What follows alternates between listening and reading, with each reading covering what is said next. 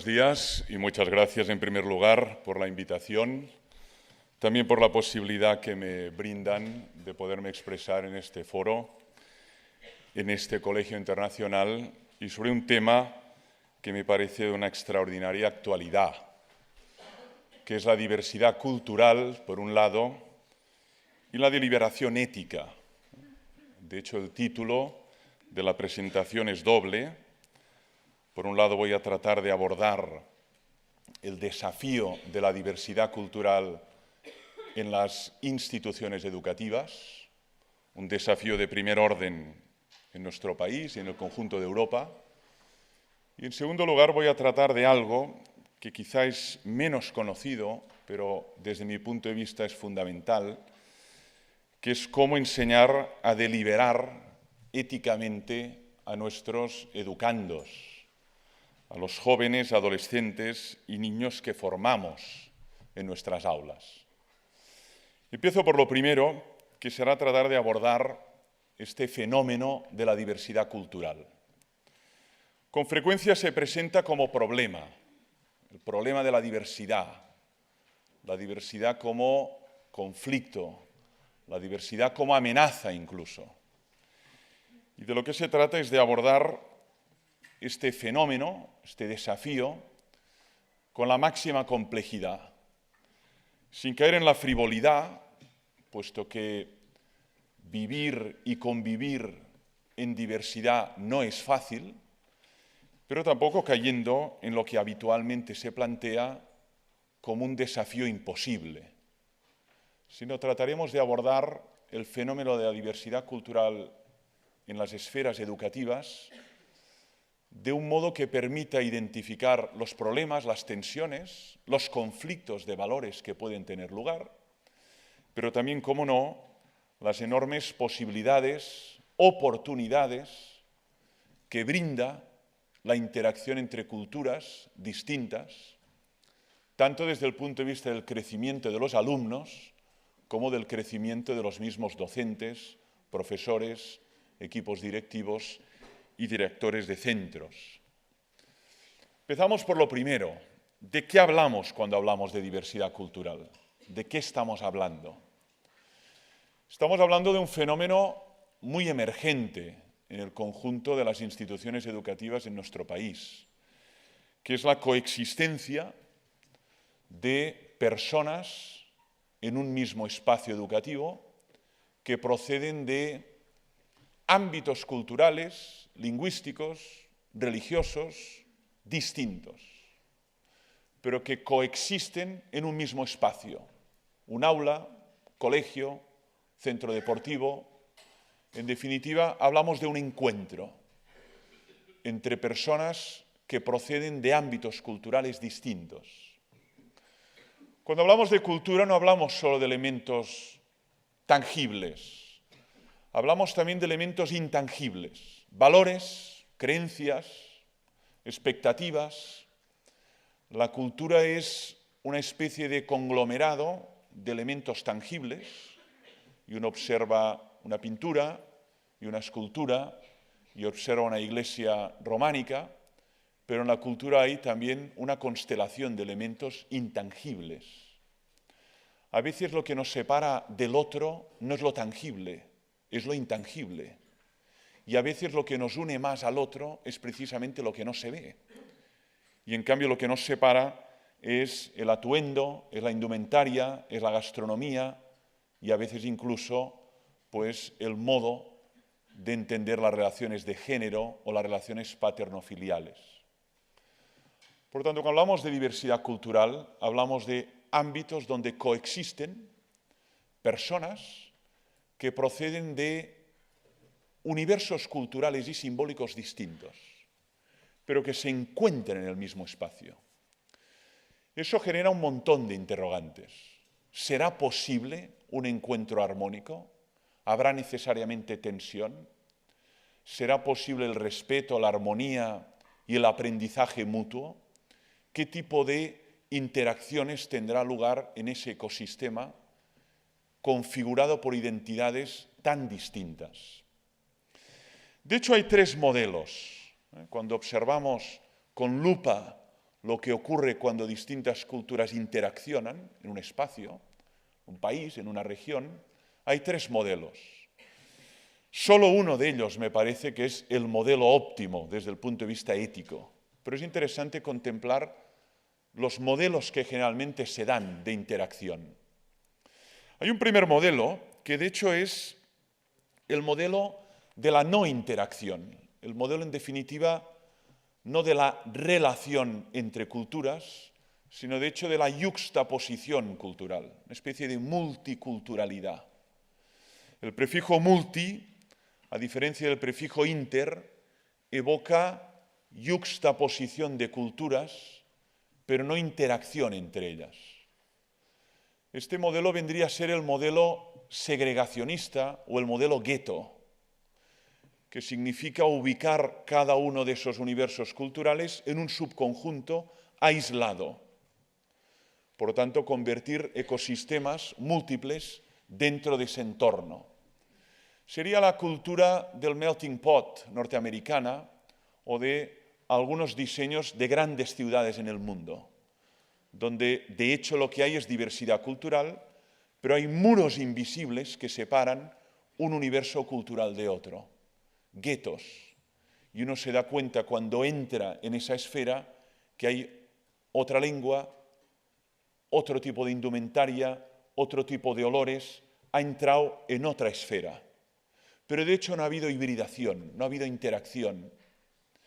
Este modelo es un modelo existente y es un modelo que, a mi modo de ver, es un modelo extraordinariamente pobre, en la medida en que cuando un universo cultural se cierra endogámicamente dentro de su propio ser, pues tiende a destruirse, tiende a empobrecerse.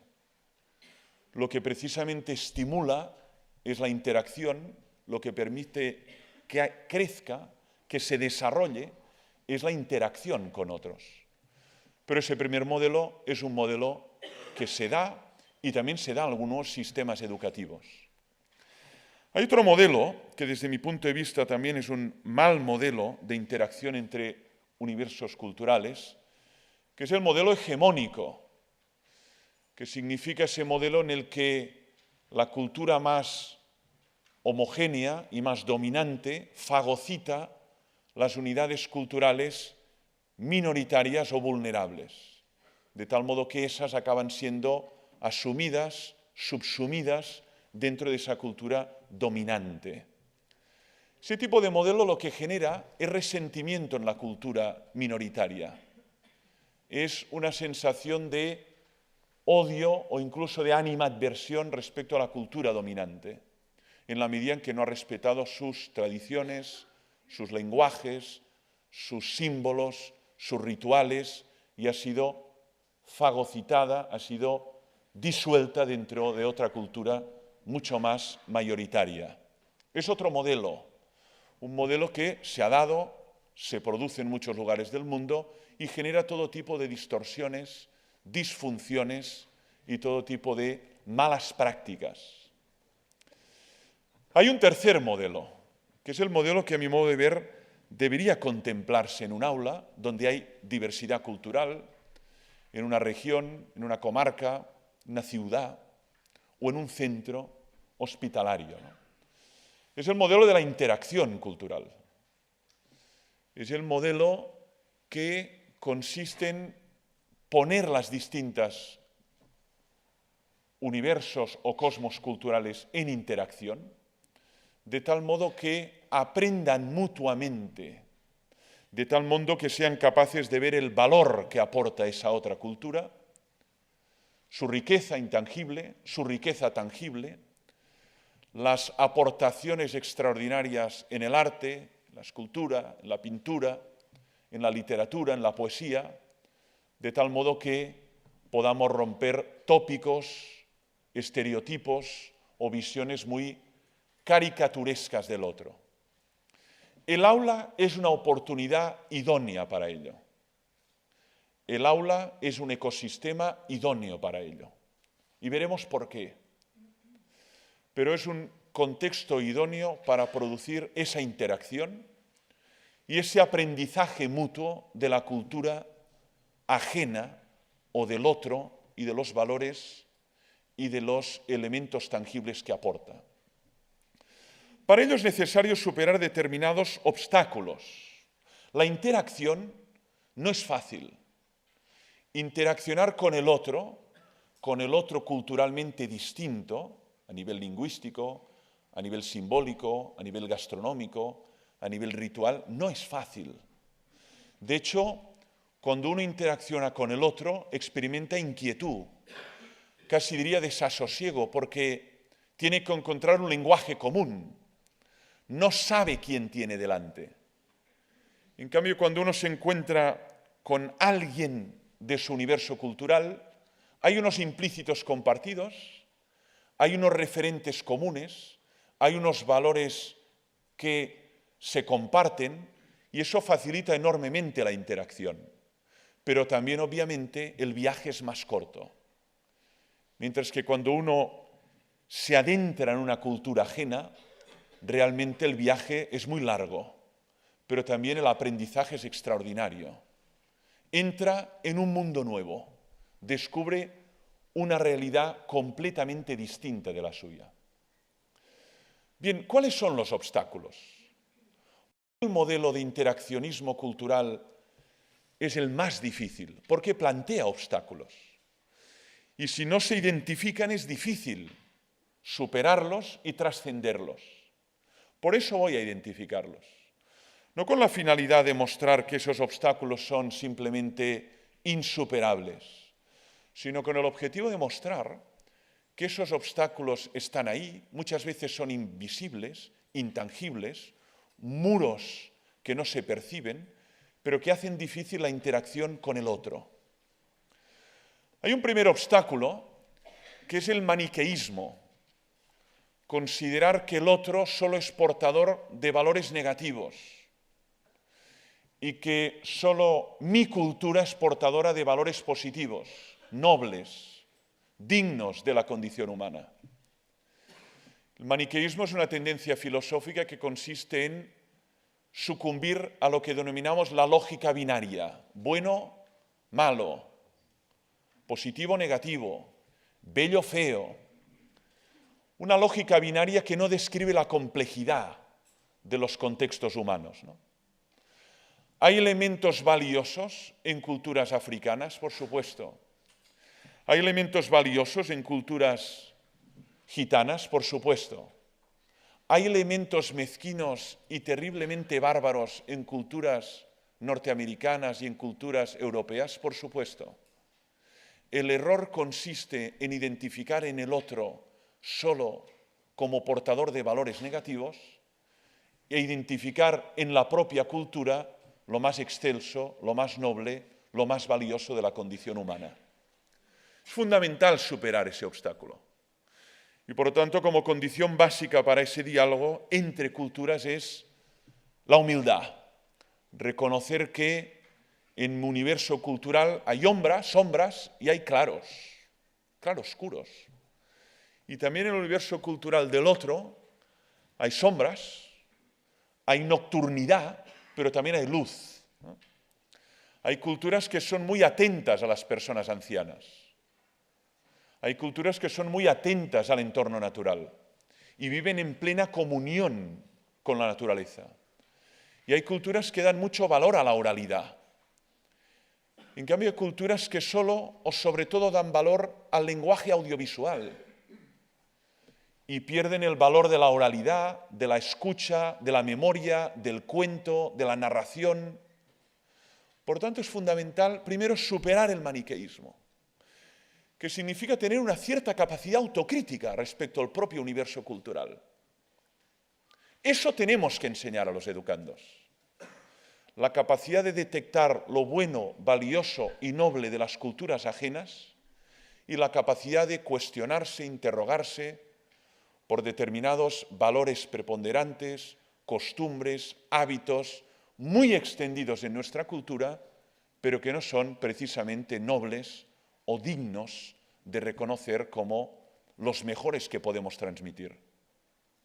Hay un segundo obstáculo a la hora de la interacción entre culturas, que son los prejuicios. Los niños cuando nacen no tienen prejuicios. No hay ningún gen sexista, ni gen racista, ni gen que sea un prejuicio religioso. Los niños cuando nacen no son portadores de prejuicios. Y sin embargo, cuando ya tienen determinada edad, ya identificamos que han asimilado prejuicios. Prejuicios sexistas, prejuicios ajeístas, prejuicios raciales, étnicos, culturales, estéticos, religiosos. Y sin embargo uno se pregunta cómo ha sido posible que ese ser humano al nacer no tenía un juicio anticipado sobre el otro y ahora tiene un juicio anticipado sobre el otro sin conocerle. Eso es un prejuicio. Juicio anticipado de otro sin conocerle, por lo que dicen, por lo que se ha dicho siempre, por lo que alguien dijo en algún momento, pero sin conocimiento de esa realidad. Un prejuicio, por definición, es un mal juicio. Solo puede juzgarse algo a posteriori. Ustedes pueden juzgar el valor y la calidad de esta presentación y de todas las que tendrán lugar aquí después. Antes no hay posibilidad de emitir un juicio, dado que no hay posibilidad de evaluar nada. Pues un prejuicio es esa mirada ya distorsionada. Como es gitano, como es negro, como es mujer, como es un viejo, como es un joven, como es una persona que procede de este país, de esa comunidad, ergo, esto es un prejuicio. Entonces, claro, cuando nos ponemos a interaccionar con otras culturas, no empezamos de cero. La mirada no es neutra, jamás es neutra. La neutralidad en la mirada es la mirada del niño que acaba de nacer, una mirada transparente. Pero pronto ya hay un velo, como una cortina. Y cuando miro al otro lo miro desde unos prejuicios, tópicos, estereotipos. Hay prejuicios que te acercan al otro, prejuicios positivos. Hay prejuicios que te alejan del otro, prejuicios negativos. Si uno no combate los prejuicios negativos, es imposible la interacción cultural. Eso ocurre entre religiones, eso ocurre entre culturas, eso ocurre entre edades. Como es joven, no tendrá el talento, la capacidad y la experiencia para este tipo de actividad profesional. Y sin embargo está sobradamente preparado para ello, pero es demasiado joven. Como es anciano, no será hábil para dominar un iPad, un ordenador o un móvil. Y sin embargo, igual puede hacerlo. ¿Qué significa este juicio anticipado? Como es una persona de color negro, ahí asocio este tipo de fragilidades o debilidades. Si no derrumbamos o destruimos o deconstruimos los prejuicios, no hay interacción cultural. Tenemos un dato muy positivo. En las aulas infantiles hay menos prejuicios que en las aulas de personas ancianas. Y por tanto, en aulas de primaria, de secundaria, de bachillerato, es más fácil la interacción entre estos sujetos culturalmente distintos que en aulas universitarias adultas o en empresas dirigidas por adultos. En este sentido, debemos aprender de nuestros educandos y no debemos perder esa mirada neutra que tiene el niño. Hay algún filósofo que dice que cuando un ser humano acaba de matar al niño que hay dentro, ya no queda el mínimo rasguño de pureza. Por lo tanto, hay que alimentar siempre ese niño, que es esa mirada neutra, inocente, que da posibilidad al otro, a pesar de que pertenezca a un universo cultural muy distinto. Hay un tercer obstáculo, que es el miedo a perder lo propio, que eso lleva a la contracción, conduce a una especie de cerrazón endogámica, hermetismo. Si interacciono con el otro, se van a tambalear, se van a cuestionar mis valores, mis tradiciones, mis fundamentos, ergo no interacciono. Eso por lo general obedece a una pasión que es muy universal y que describe Descartes en las pasiones del alma, que es el miedo. Y el miedo siempre paraliza. El miedo a lo que puede pasar paraliza. El miedo a lo que puedo perder paraliza. El miedo a la interacción me conduce solo a interaccionar con los miembros de la tribu, con los miembros del propio universo cultural. La pregunta es, ¿y cómo superar ese miedo? ¿Cómo trascender ese miedo? Pues de nuevo, dos claves. Conocimiento. Cuanto más conocimiento, rompemos más ese miedo. El hombre prehistórico tenía unos miedos. Parte de esos miedos ya no los tenemos hoy, porque dominamos y conocemos la génesis de esos fenómenos que ellos desconocían. Sin embargo, hoy tenemos otros miedos. Hay enfermedades, hay problemas de orden macroplanetario que no tenemos resueltos y que tememos. Eso significa que al crecer conocimientos se reduce la dimensión de miedo, de temor. El miedo a otra cultura, el miedo a otra tradición lingüística o religiosa obedece muchas veces al desconocimiento. Y el desconocimiento es el caldo de cultivo del tópico, el prejuicio y el estereotipo. Cuando uno conoce un área, es mucho más precavido a la hora de hablar de esa área. Cuando uno conoce un pueblo, es mucho más cauteloso, matizado y mucho más preciso a la hora de hablar de esa realidad. Sin embargo, cuando no lo conoce, se atreve enormemente a hacer grandes sentencias. Los jóvenes son. Cada semana tengo más de 300 jóvenes, si sumo los distintos grupos universitarios donde imparto clase. Y a veces escucho en los adultos y en personas ancianas, los jóvenes son, y una retahíla de adjetivos, hedonistas, individualistas, consumistas, pasotas, cultura del botellón, y digo, a ver, ¿usted cuántos jóvenes trata cada semana? Mis dos sobrinos. Y elabora una afirmación de carácter general a partir de un caso tan particular. ¿No sabe que un principio elemental de la lógica es que no se puede hablar del todo a partir de la parte? Por tanto, usted incurre en una grave falacia argumentativa, que es hablar del todo conociendo una minúscula parte de ese todo. Cuanto mejor conoces ese todo, mucho más matizada, precisa, oportuna es tu postura y tu opinión sobre todo. Por lo tanto, lo que reduce el miedo en gran parte es el conocimiento. Y el conocimiento es lo que reduce en gran parte y deshace, derrite ese caparazón de prejuicios, tópicos y estereotipos que dificulta la interacción cultural.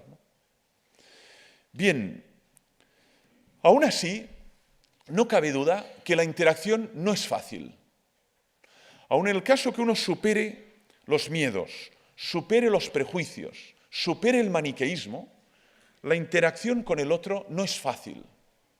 No solo con el otro de otra cultura, con el otro de otra generación, con el otro de otra religión, con el otro de otro género.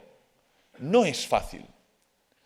Por eso aquí se impone un valor clave que, a mi modo de ver, tenemos que transmitir en las aulas. No basta con la tolerancia. Lo que hay que transmitir es el valor de la hospitalidad. No basta con la tolerancia. Y subrayaré por qué no basta. La tolerancia es un valor mínimo. Es lo que llamamos un valor que pertenece al minimalismo moral. Pero la hospitalidad es un valor de máximos. Es un valor noble, es un valor difícil, como todo valor de máximos. ¿Que acaso no es difícil la gratuidad? ¿Que acaso no es difícil el perdón? ¿Que acaso no es difícil la generosidad a fondo perdido? Hay valores mínimos y hay valores máximos que exigen esfuerzo, constancia, lucha contra los propios límites para asumirlos personalmente. No basta con la tolerancia para que haya una buena interacción entre universos culturales distintos. Y diré por qué. Tolerancia, lo saben, procede del latín tolerare. Tenemos el Tratado de la Tolerancia de Voltaire, ¿no? Tolerar es sufrir. Tolerar es sufrir. Tolero al otro. No me gusta que esté. No me gusta cómo viste. No me gusta lo que cree. No me gusta cómo actúa. No me gusta ninguno de sus valores. Sufro por el hecho de que esté aquí, pero le tolero. Por tanto, es un mal menor. Naturalmente que es mucho más positivo que la intolerancia, que la violencia, y ya no hablemos ya de fenómenos de aniquilación del otro. Pero en cualquier caso la tolerancia es un valor minimalista.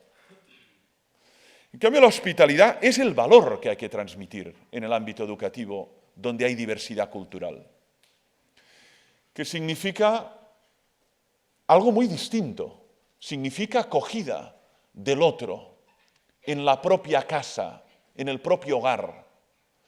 Significa aprender con esta acogida. El anfitrión aprende cuando el huésped es distinto, porque aprende de su viaje, de su lengua, de su cultura, de sus hábitos culinarios. Cuando alguien recibe en casa un huésped de otro universo cultural, aprende cualitativamente.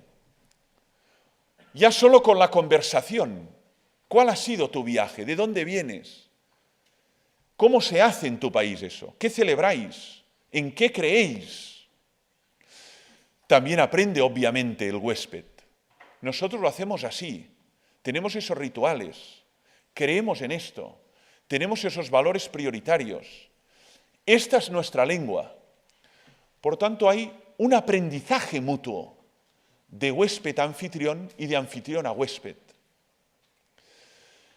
La hospitalidad es el gozo de hospedar al otro, el gozo de recibirlo y aprender con su presencia. Esa es una oportunidad de oro en las aulas. Es evidente que tenemos aulas cada vez más plurales y diversas, especialmente en determinados pueblos, barrios y distritos de nuestras ciudades. Y es evidente que esto genera tensiones, problemas, en ocasiones dificultades serias de aprendizaje, ¿no? Porque además de la diversidad cultural hay diversidad de niveles de comprensión, de niveles de formación.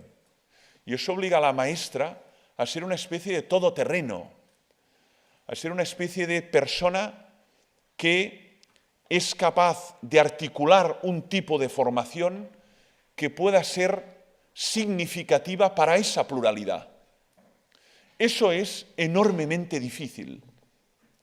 No solo ya lingüísticamente, sino cómo voy a hacerlo para no perder a nadie, para no quedarme solamente en la élite que puede comprender lo más difícil, o simplemente para evitar también de caer en una comprensión tan llana que el que tiene más talento y más capacidad simplemente está malbaratando su tiempo en esa aula y no aprendiendo nada. Eso tiene una respuesta que es educación personalizada, singularizada, lo cual significa un acercamiento muy individual al otro, su circunstancia, sus conocimientos, su talento, su inteligencia, en plural, sus inteligencias. Siempre lo ha hecho así un buen maestro. Sabe adaptar ese contenido a la pluralidad de receptores que hay, de tal modo que el que tenga más dificultad no se pierda por el camino y el que tenga más capacidad no se aburra tremendamente durante ese tiempo. Eso es una obra de arte, hacer bien eso. Eso es una obra de arte. Lo que no es una obra de arte es el chip homogéneo, el mensaje homogéneo que simplemente es insignificante para el que está en una situación de máximo esplendor, de inteligencia y de talento, y tampoco es significativo para el que está en una situación de vulnerabilidad. Voy al segundo momento, que es deliberación ética, porque el título no solo era diversidad cultural. Y ahora voy a hacer el vínculo, por qué aquí en medio hay una partícula, una conjunción que es y, deliberación ética. La palabra deliberación tiene una larguísima tradición filosófica, deliberare, del latín. ¿Qué es propiamente deliberar? Es ese proceso necesario antes de decidir. Nuestros educandos tienen que decidir. Llega un momento en sus vidas que tienen que decidir. Bachillerato sí, bachillerato no. Llega otro momento que tienen que decidir qué estudio universitario dentro del abanico de opciones que hay. Pero luego tienen que decidir a nivel personal. ¿Con quién quiero hacer este largo camino? ¿Quién quiero contar entre mis amigos? Y tienen que decidir luego a nivel profesional, como nos ocurre a los adultos. ¿Qué es lo más conveniente? Deliberar es el proceso previo a una decisión. Se puede decidir de muchas maneras, precipitadamente, instintivamente, sin pensarlo, sin reflexionar. Deliberar es una práctica reflexiva que tiene como finalidad desarrollar buenas elecciones. Por eso es tan importante enseñar a deliberar. Por eso es trascendental enseñar a deliberar a nuestros educandos. Del mismo modo que hay aulas de indagación, programas de indagación, también habría que haber programas de deliberación, porque tienen que elegir, y tienen que elegir en primera persona del singular. Llega un momento en la vida que no cuenta aquello de lo ha decidido mi padre, lo ha decidido mi madre, ergo la responsabilidad es suya. No, precisamente el proceso de madurez consiste en lo decido yo y asumo yo, tanto las consecuencias positivas como, si cabe, las consecuencias negativas de ese acto soberano de decidir. Y eso genera temor y temblor. De hecho, el paso de la minoría a la mayoría de edad es esto, aprender a decidir sobre la propia vida. ¿Qué quiero hacer con ella? ¿De qué modo quiero dibujar mi itinerario personal, profesional, social, afectivo? Bien, Aristóteles nos da unas páginas preciosas sobre deliberación en la Ética Nicómaco. ¿Por qué deliberación aquí? ¿Qué tiene que ver con diversidad cultural? En ocasión se generan tensiones que son derivadas de esas interacciones. ¿Qué hacemos con esos conflictos de valores? A veces que tienen que ver con la alimentación, otras veces con la indumentaria, a veces con la lengua, a veces con el modo de comprender la educación de la dimensión sexual y afectiva. Se producen conflictos de valores, porque no hay la misma opinión o el mismo punto de vista entre los agentes implicados.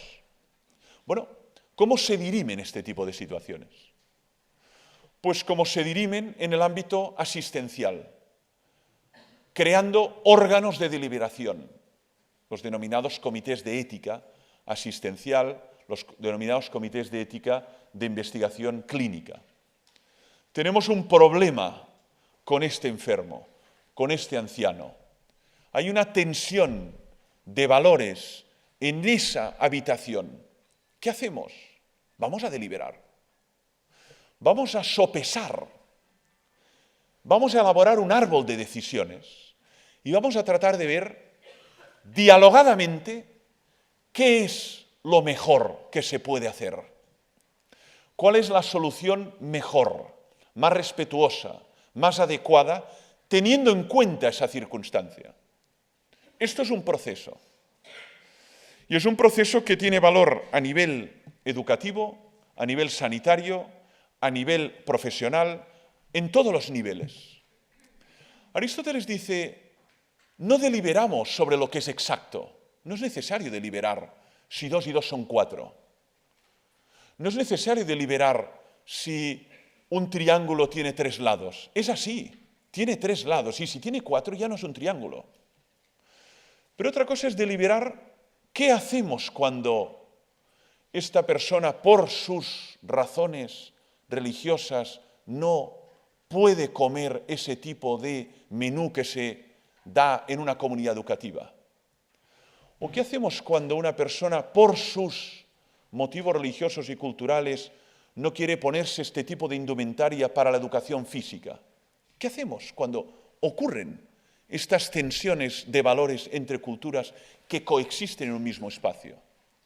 Pues lo que tenemos que hacer es deliberar, pensar, reflexionar, hacer un árbol de las posibles opciones que hay en juego, evaluar las consecuencias económicas, sociales, emocionales de cada una de esas hipotéticas decisiones y finalmente decidir. Vayamos a nuestros educandos en la recta final. Tienen que tomar decisiones. Y las decisiones se toman en la medida en que va creciendo su autonomía personal. El niño que acompañamos por la mañana al colegio y entra infantil ha tomado muy pocas decisiones en su vida. Ni siquiera decide ir al colegio.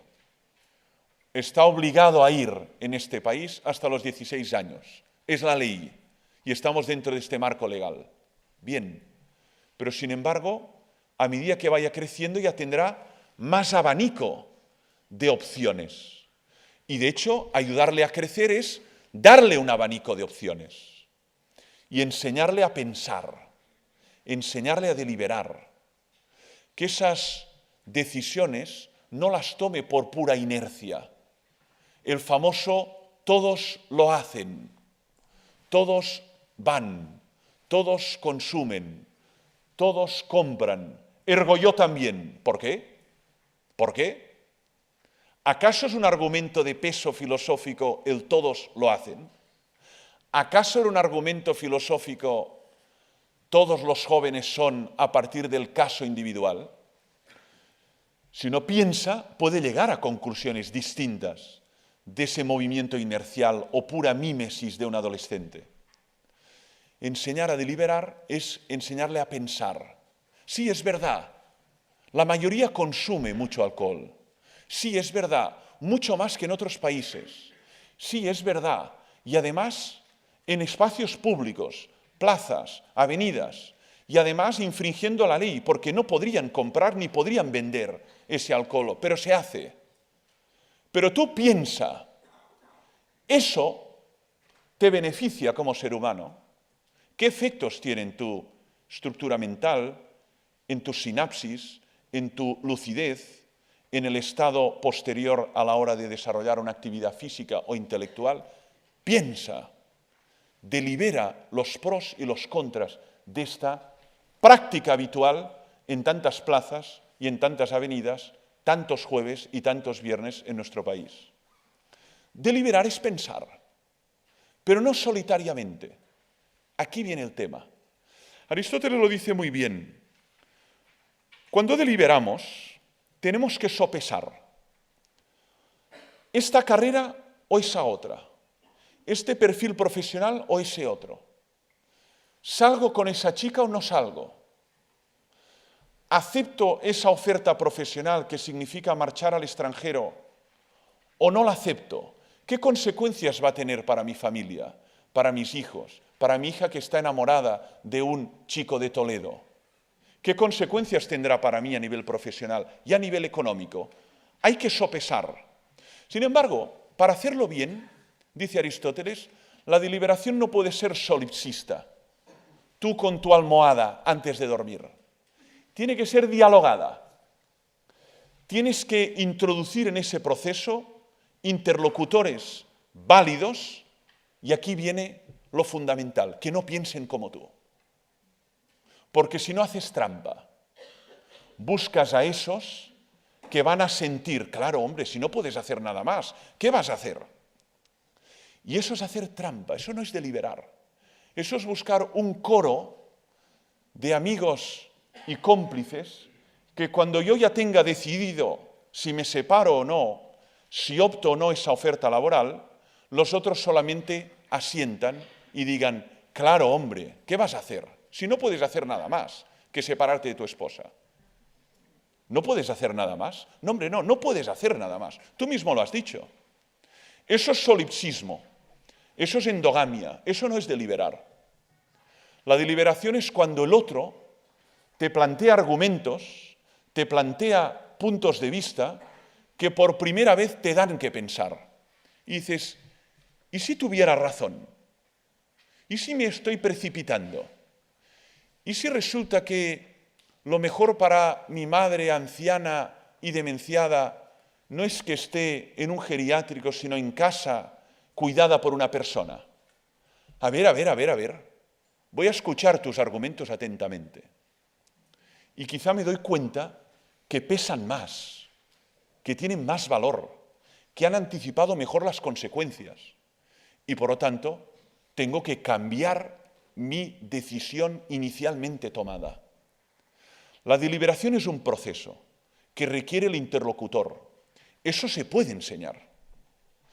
Eso se debe enseñar en el ámbito educativo, porque tienen que decidir.